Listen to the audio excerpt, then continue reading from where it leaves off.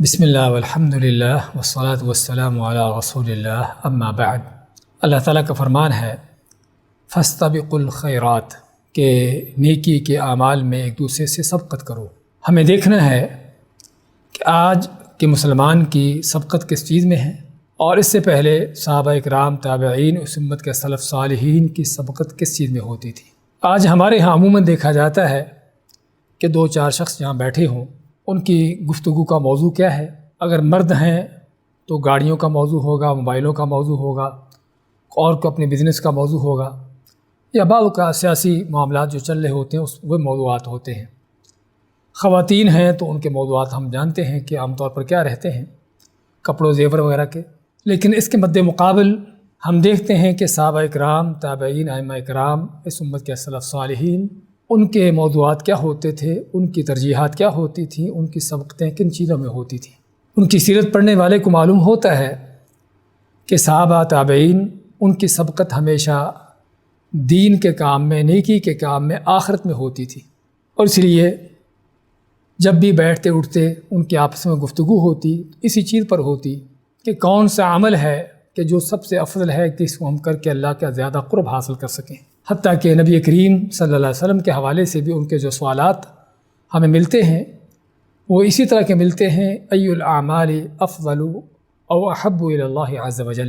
کہ کون سے اعمال ہیں کہ جو اللہ تعالیٰ کے ہاں زیادہ پسندیدہ یا زیادہ افضل ہیں۔ اسی طرح سے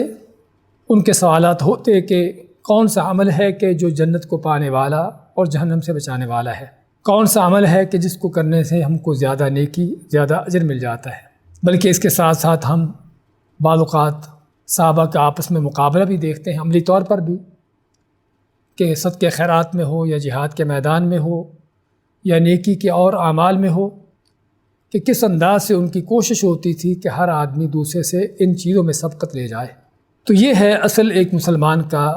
اس کا سبقت کا میدان،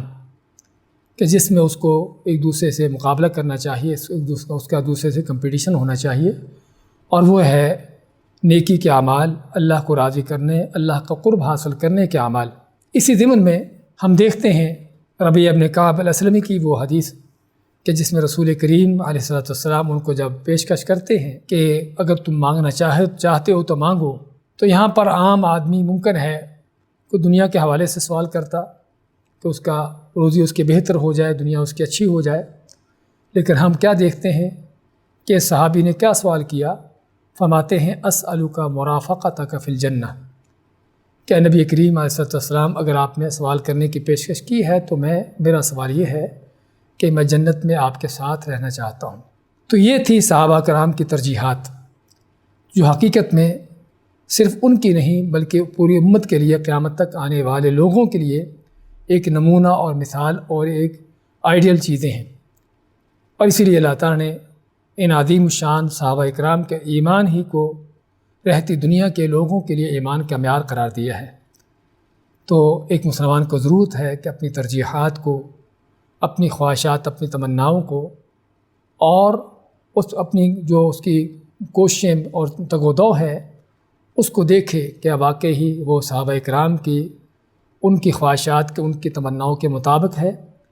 ان کی ترجیحات کے مطابق ہے، یا کہیں ان سے ہٹ کر تو نہیں، کیونکہ جنت کو جانے کا رستہ وہی ہے کہ جس کے بارے میں نبی کریم صلی اللہ علیہ وسلم نے فرمایا ہے کہ ما انا علیہ واصحابی، کہ جس منہج طریقے پر میں اور میرے صحابہ ہیں۔ اللہ تعالی ہمیں وہی منہج اور طریقہ اپنانے کی توفیق دے۔ بارک اللہ فیکم وصلی اللہ وسلم علی نبینا محمد۔